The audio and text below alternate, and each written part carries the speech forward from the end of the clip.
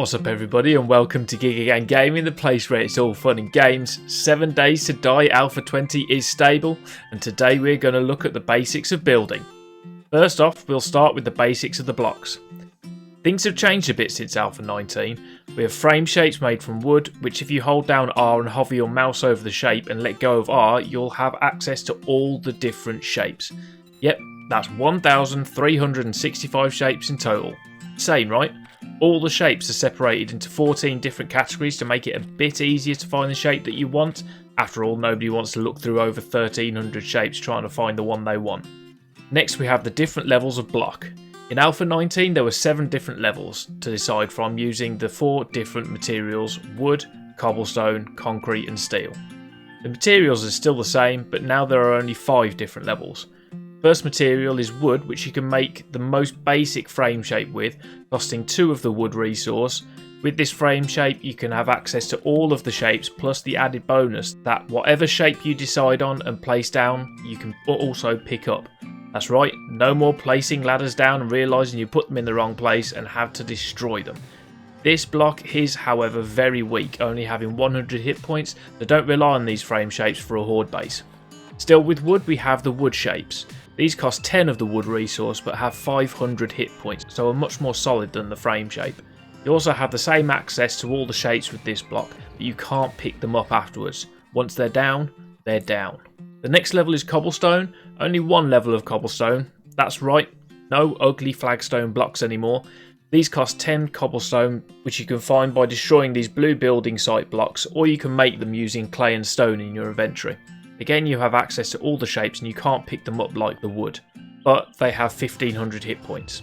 The ideal block for a starting base, as they have quite good hit points and are easy to obtain. Next we have concrete, which is the same as cobblestone, as there's only one level of this now. No reinforced concrete, just your standard grey stuff.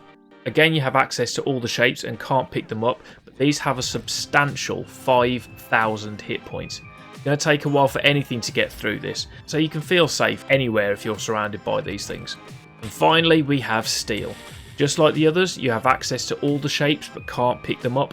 These blocks are your final defense. They have 10,000 hit points, so they can take a real kicking and keep on ticking, but they need steel to make them, which, unless you're very lucky and find a load, you need a crucible to make in the forge with all your iron, and everyone knows those things are like gold dust. When building these blocks you can upgrade all the way from base wood to steel, or you can just make the level of material you want straight off.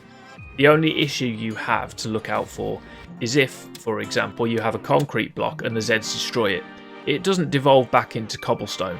It's gone. Your defense has a big hole in it and you can't do anything but put a new block there. That's if the zombies let you, that is. Now that's the basics of the blocks out of the way. Let's get into building. If you're experienced here, you'll know that all the blocks have different masses and horizontal support levels. The base frames and wood have a mass of 5 and can support a max of 40 horizontally, so you can build 8 wood blocks off these. If you decide to use higher tier blocks off these wood frames, however, you have to use less. This is because cobblestone and concrete have a weight of 10, so a wood block could only support 4 of these. Steel has a mass of 20, so wood would only support 2 steel blocks. To show you all the different mass and horizontal support limits, here's all of them in one go, so pause it here if you need a closer look.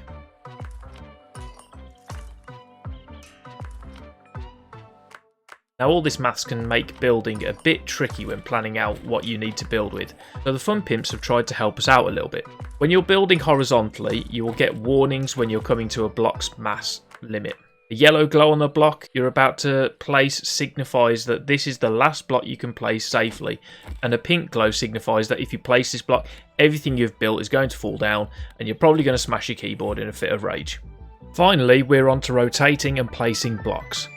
Put a frame in your inventory and hold R and you have access to these 5 menus. We've already gone over the shapes one, but if you're pointing at a block you've already put down, you can now copy the shape by moving your mouse over the menu and releasing R. You can copy the rotation with the same process. You have the option for simple block placement, which gives you the access to the basic rotations.